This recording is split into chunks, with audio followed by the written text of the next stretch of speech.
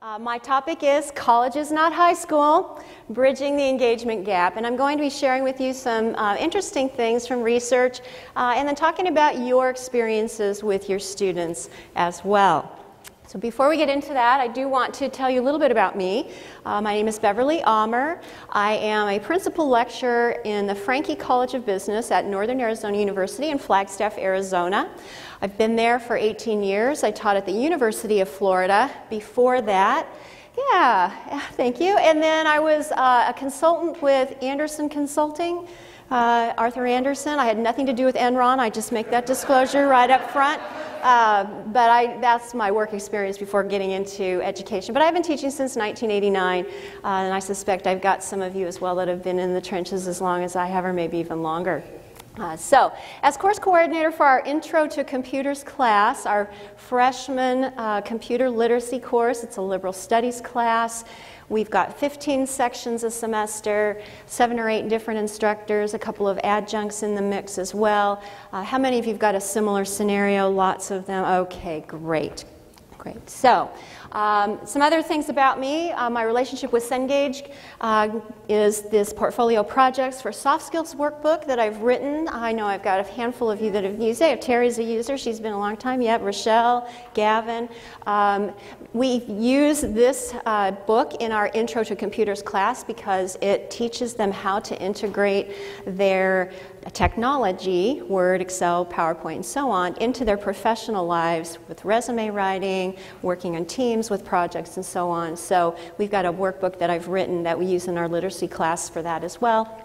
And then I am honored to be on the team with Ken Baldoff, the visionary for Emerge with Computers. I am the skills side of that product, so the Office component. So I am busy right now working on Office 2013 projects and video lessons that are built into Emerge. So, and Ken's here. Ken, give him a wave. So if they haven't seen you yet, Ken's here as well. So anyway, so that's a little bit about my background. But we're really here to talk about high school. Let's go back to high school, right? Was it the best time of your life? No. Who would like to go back to high school? Not me. Yeah, not me. I mean, it was good while it was happening, but I'm glad I'm not having to go back and repeat any of that. I tried to pick some pictures that represented a variety of generations. I hope I hit yours here. With the car, the 70s, all the, like groovy and, foxy and boogie and all those things. And You Bet Your Sweet Bippy. Remember that? Yeah, wow. And then some 80s, we may have some faculty that were in high school back with that attire that I truly hope never comes back. So, now let's think about your high school experience, though. I want you to think about high school for a moment, your high school experience. Who managed your time? Okay. Teachers. You did. Mom and Dad managed your time? Okay. Who took responsibility for what you did and how you managed your time? Whose responsibility was that? Mine, right? Ours. Okay. How about our out-of-class study hours? How much time did we spend studying? Lots? Okay, we got lots. Okay. All right. Anybody have, I don't remember studying in high school, or it was too long ago and I can't remember back that far? Yeah, okay, all right. What kinds of expectations were there for in class? Taking notes? Yes, so that was an expectation we all had. Being on time? Absolutely. Could you imagine coming late to a class in high school? Oh my gosh. And if you were not prepared, ready to go, oh my goodness, okay? Any of you take college prep classes? Okay, handful. How many? Let's just see. Okay, I knew we were a smart bunch. Okay, so we took college prep classes. Did we get extra credit? And were there any no late work penalties? How about extra credit? How often did we have extra credit? No, rarely. A handful of us got extra credit. Okay, the exceptions, some. Well, every once in a while. Okay. Okay. How about no late work penalties? Were the deadlines the deadlines? Yeah. Was there negotiation involved? No negotiation, right? So it was pretty much the way it was. All right, so that's our experience. How about your expectations for college? You know, I went to Chico State as an undergrad in Northern California. Maybe your colleges looked, you know, had features like this, or maybe your, you're welcome. Yeah, maybe your expectation was to meet a guy, fall in love. That's my husband, and that's me.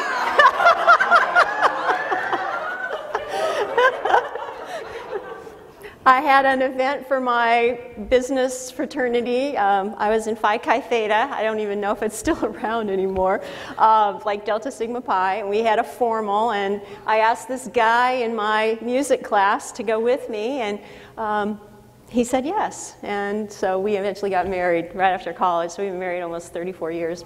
Yeah. So maybe some of your expectations were along those lines, or maybe some of your expectations were toga, toga, toga.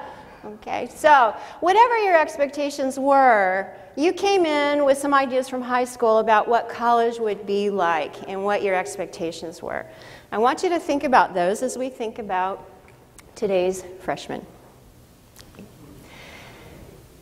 I asked you about who managed your schedule because I want you to think about today's freshmen. Who's managing their schedules? Mom usually, right? Or teachers, right? They're not. Okay. Statistically, 54.7% came late to class as high school seniors. More than half the senior class rolled in late. 60% studied less than 6 hours a week as seniors. 31% did not take notes at all in high school. Okay? We all did. That was the expectation. A third of them never took notes. Almost 22% took 5 or more AP classes. Over 70% take at least one. Okay? So for those of you that took your AP classes, this continues, this trend continues. Extra credit for our freshmen today was usually available in high school. Usually available. You didn't do the work, here's some extra credit. Different environment than when we were in school, would you say? Yeah. So understanding this might help us understand some of the behaviors that we're getting then. Here are their expectations for college.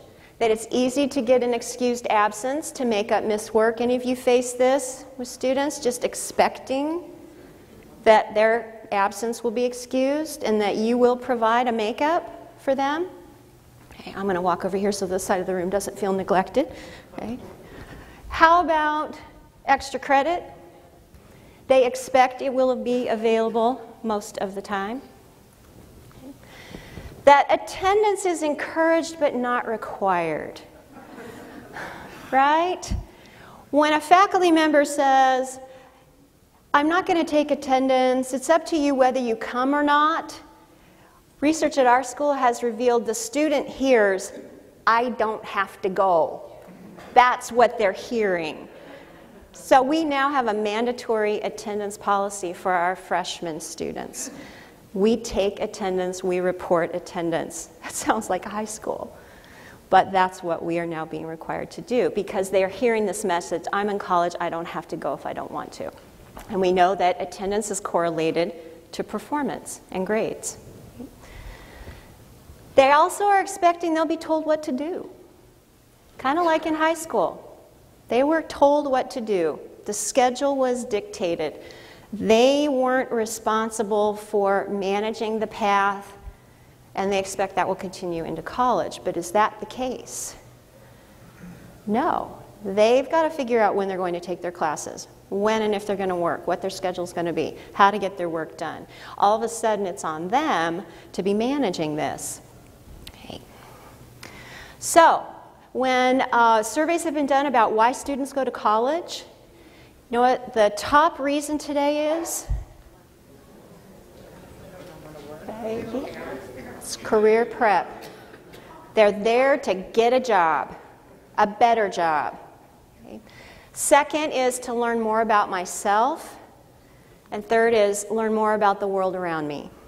Those are the top 3 reasons that are given when students are asked, why are you even here in college? Do you know why your students are where they are at your schools? Probably the same as this. They're there to get jobs. They realize they need to have the education. I asked my students, were any of you forced to go to school? You know, parents are making you go. It's a possibility. In my student population, the answer was no, I'm here by choice. I want to come. I recognize I need to be here. So, but some of you may have students that are saying, well, I really don't want to be here. And of course, that creates challenges for us, doesn't it, in terms of attitude and what happens in the classroom. Okay. All right, something else is a part of the challenge, and research has recently been done on this as well, is that the traditional progression from adolescence at about age 18 led to a movement to adulthood with adult responsibilities. You can drive, you can vote, you can serve in the military, you've got all these responsibilities. You are now a grown-up with grown-up responsibilities. That's sort of how I was treated.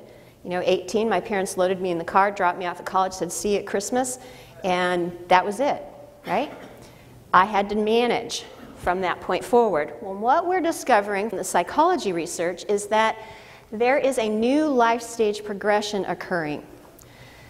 When they turn 18, they're coming out of adolescence, but instead of going right into full adulthood, there's a new stage called emerging adulthood. 1 foot in adolescence, 1 foot in adulthood. And they are choosing when to cross over. So I'll take responsibility for this adult thing today, but I still want to be a kid when it comes to this. So we're now seeing this with our student population. They're extending their relationship with their adolescents to the point where we call it launching doesn't actually occur until around age 28, 29, 30. And this is evidenced by children that finish their degrees and move where? Back home. Back home. So the parent that thought they'd launched their child at 18, maybe for our generation that happened, because I certainly didn't move back in with mom and dad. I got a job and I got married and I started working and, you know, I was an adult.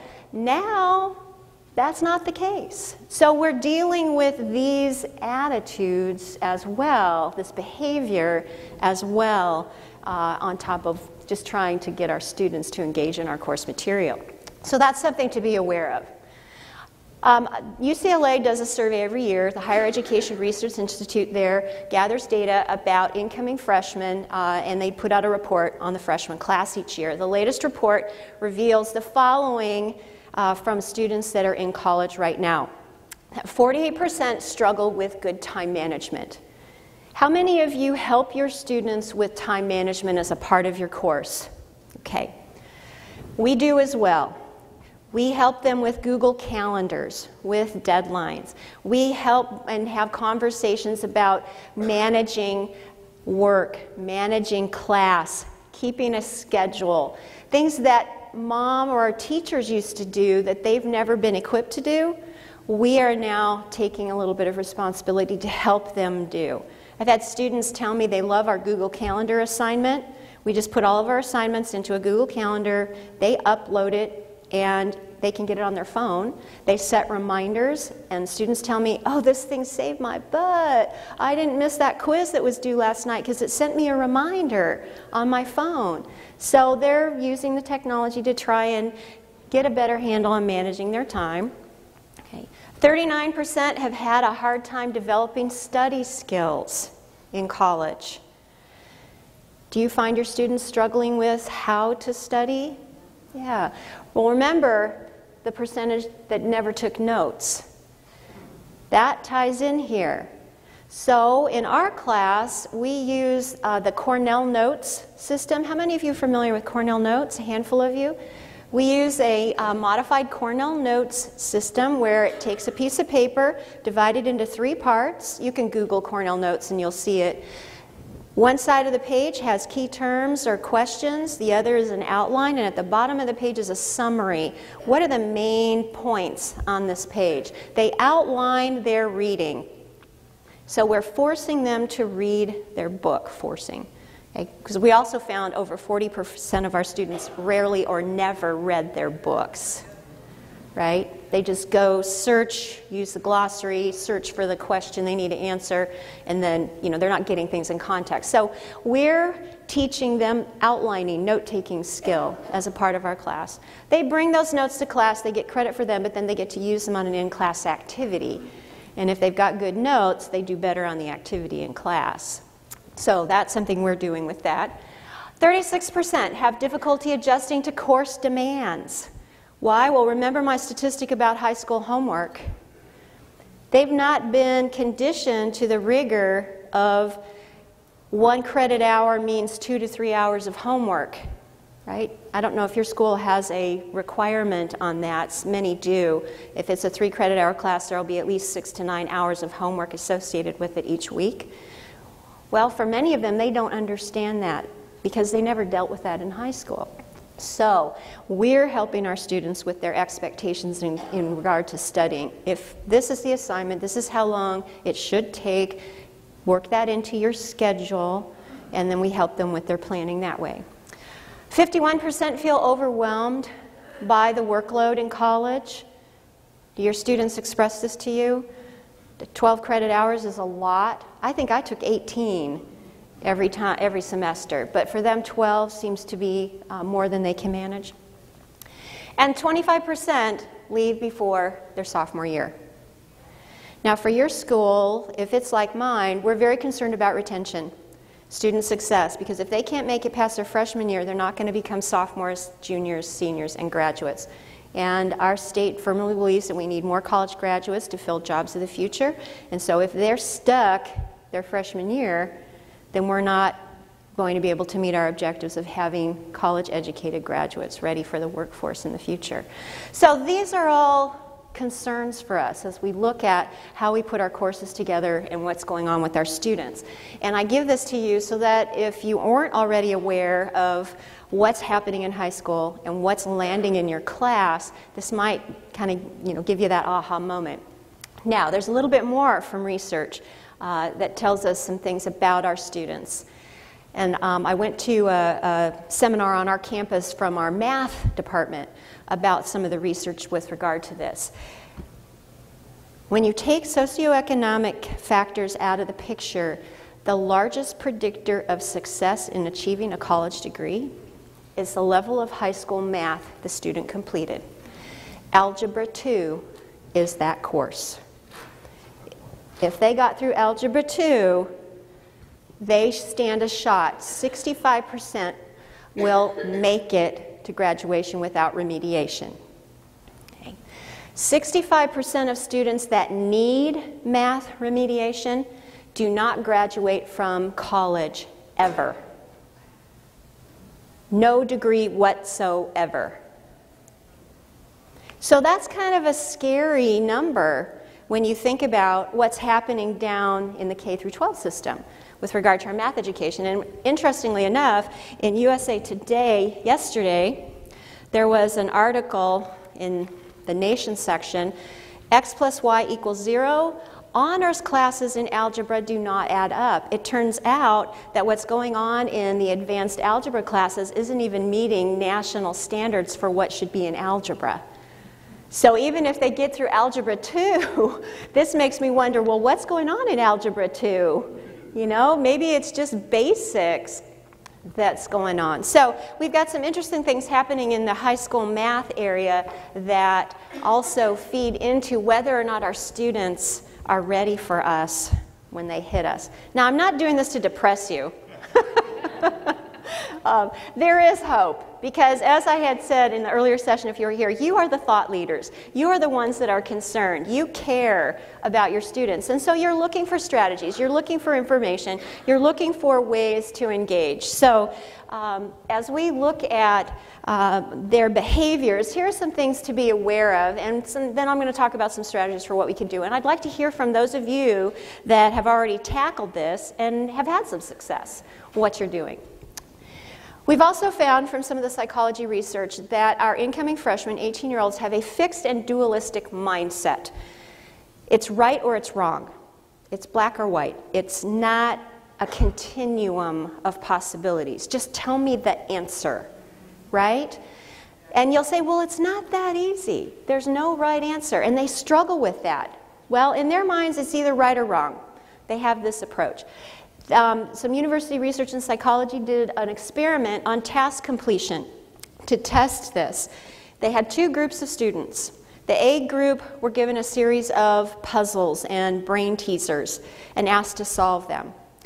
The B group was also given a similar set with one significant difference. The B group got the puzzles and the brain teasers, but for each one of them, a key piece was missing, so they were unsolvable. The A group worked through theirs, and with each one that they completed successfully, there was a little reward. And so that started building the psychology of, I can do this. I am capable of solving problems. The A group excelled at completing their puzzles, their brain teasers. The B group couldn't solve any of their problems because they didn't have all the pieces. So in their minds, they started telling themselves, I can't do this. I must be stupid. I'm not smart enough. Well, then they gave the B group, the A group, problems, complete. How do you think the B group did? They couldn't solve them because they'd already told themselves that they weren't smart enough. They couldn't do it. So this has implications for us when we're putting our assignments together. Small stakes boosters. Here's something that's easily achievable to build the confidence so when they get to the harder, more complex, not black and white kinds of problems, they've got a foundation that they can build on to say, wait a minute, I'm smart enough. I think I can do this. I've got the skills. That's something that we need to be thinking about rather than slamming them with the big project at the beginning that's unmanageable and they paralyze. That's those small stakes. How many of you already do that? Small stakes early, good, good. Because that's boosting confidence, the psychology. Whether or not you realize that's what you were doing, that's what you're doing. Okay. Anybody have this in your class? Yeah. Wah, wah, wah, wah, wah. Right? Well, 43% of students admit that they do sleep in class. 40% admit they are bored in class. So if you're attending any of the sessions on blended or flipped or any of the new engagement pedagogies, that might address that. And then I won't play the clip, but we are all familiar with Ben Stein and Ferris Bueller and so talking about economics policy and, you know, anyone, right? We've all been there perhaps on the receiving end of that. So something else to share with you, and I have to credit Eric Mazur, physicist at Harvard, for this. I sat in on one of his webinars about blended and flipped learning, and he shared this with us. MT students were given wearable sensors. They gathered data about their brain activity. They wore them around for a week. When they analyzed the data, what they found, students' brains were more active in sleep than they were in class. These are MIT students. What does that tell you about engagement in our classrooms? That's right. So that's why I think, is Peppermint Patty learning because she's sleeping but she's in class? I'm not quite sure. But I wanted to share that with you because it does relate to us thinking about what's coming in our classes and what's happening in their brains or not while they're in our classes. So how do we bridge this gap then?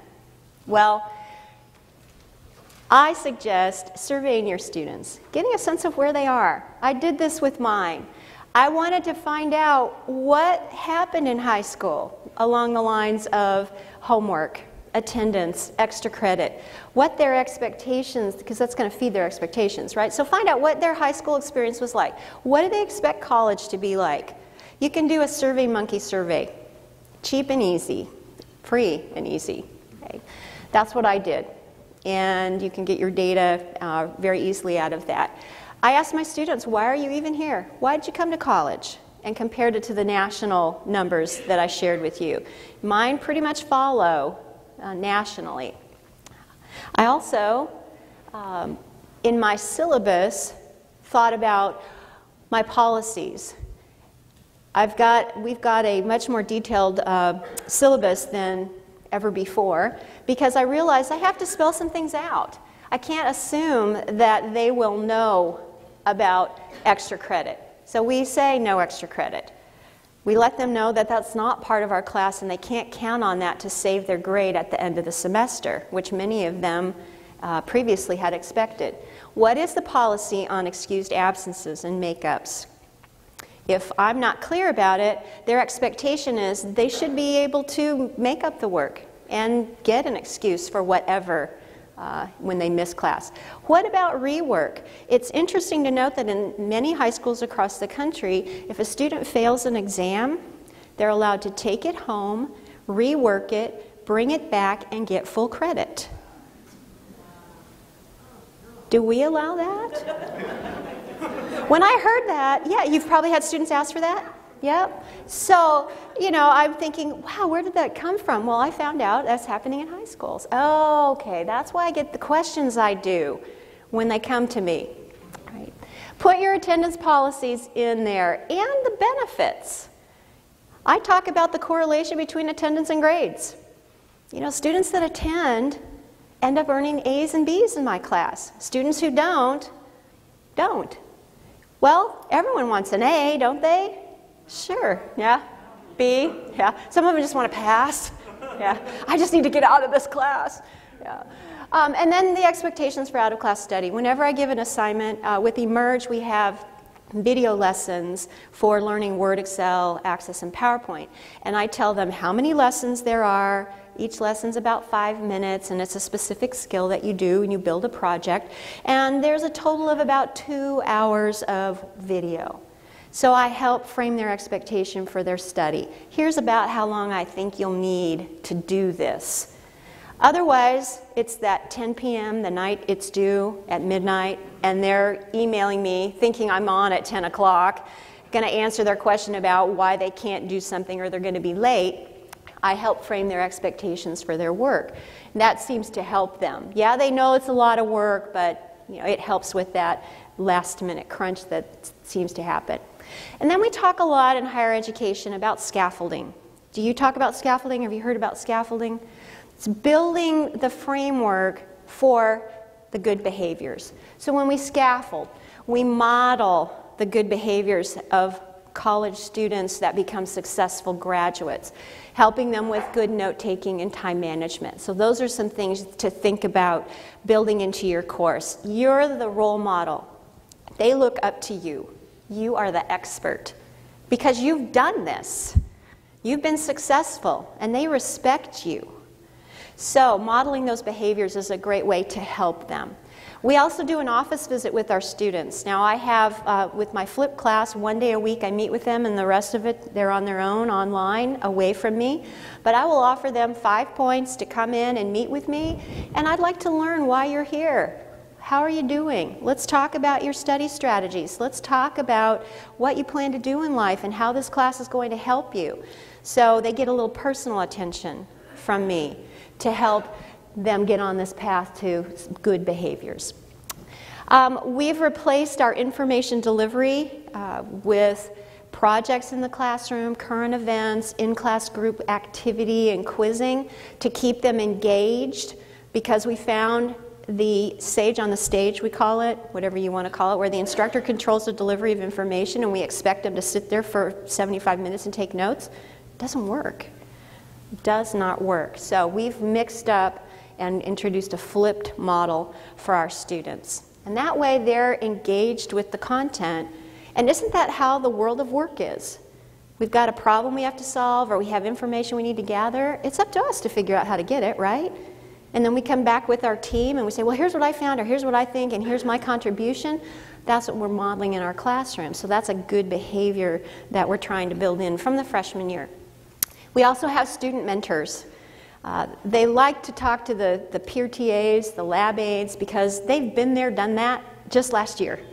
They went through the class last year, they managed to get an A, and so they're there to say, here's what I did, here's my strategy. So we've made student mentors available to help our students with some of this. Okay. Now, your school's policies may play a role in here. You first might want to think about talking with your colleagues.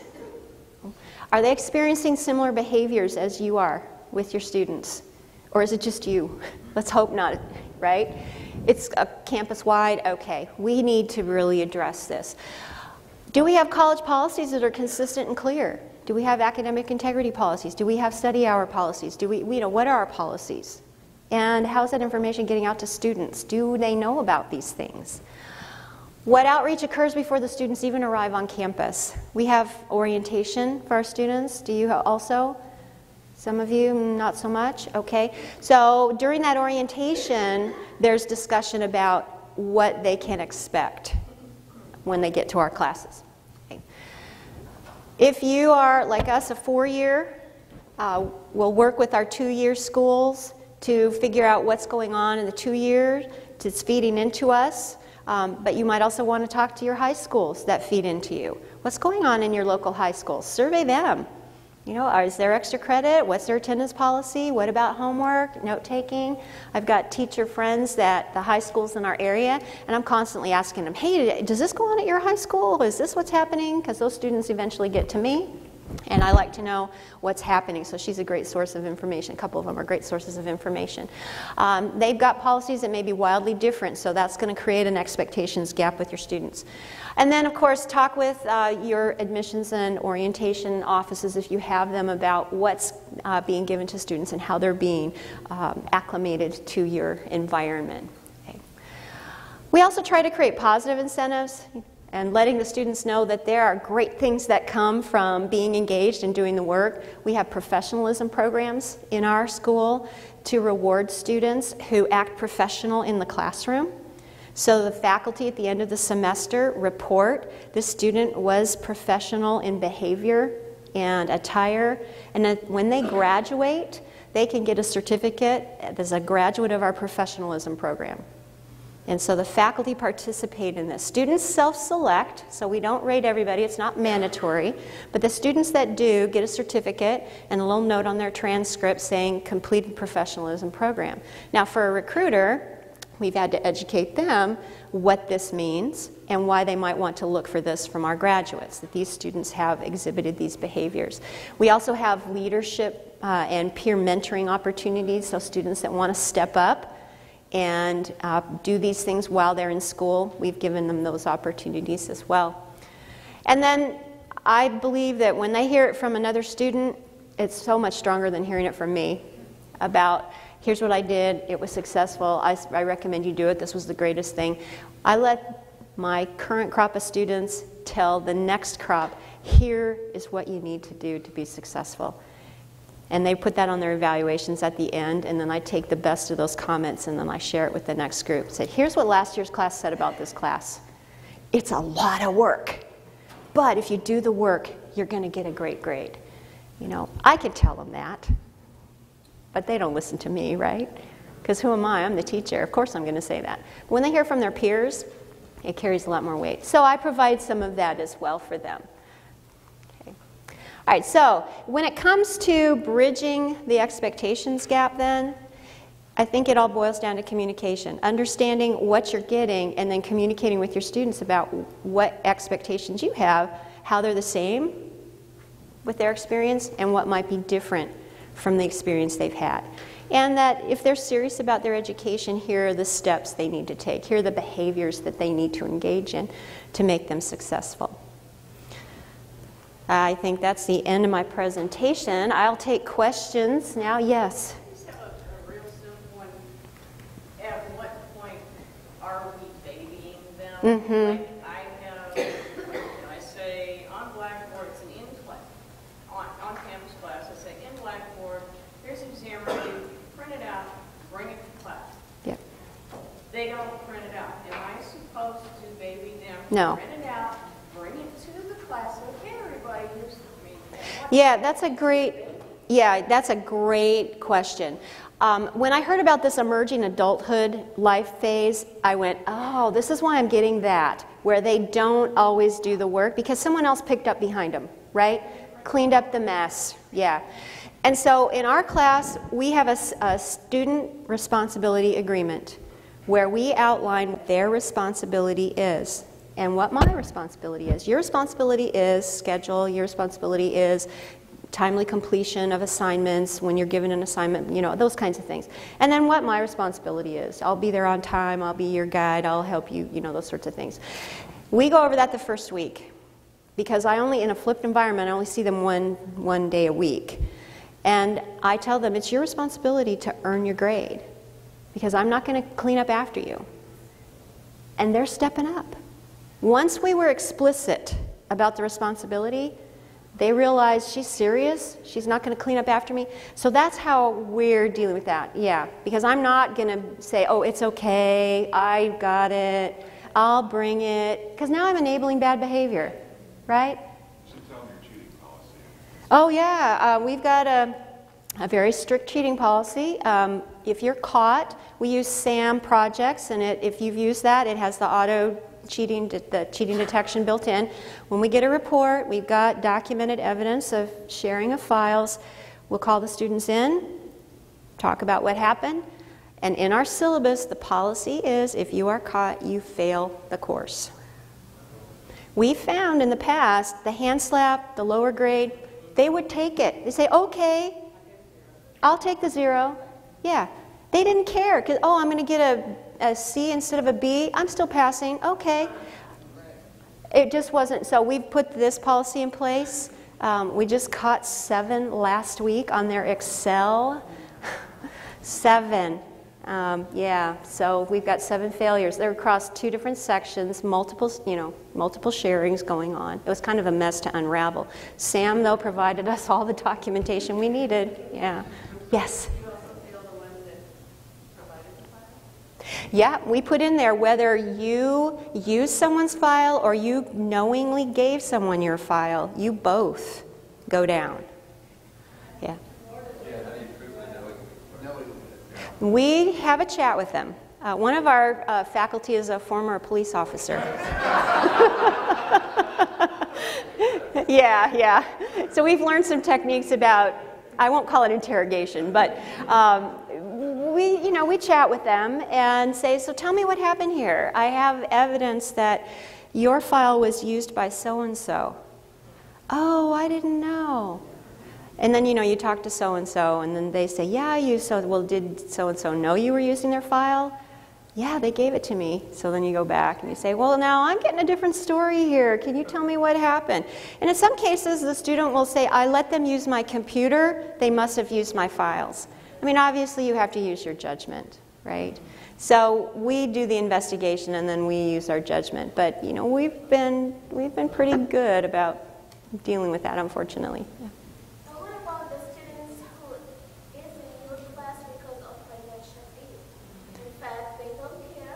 They beg from the F. Sometimes I say it's not guaranteed I'm going to drop you. Right. But they are just in your class just to collect financial aid, yeah. So we're not going to say they're doing it to commit fraud, but we do have that where students are taking classes just to get the money, right?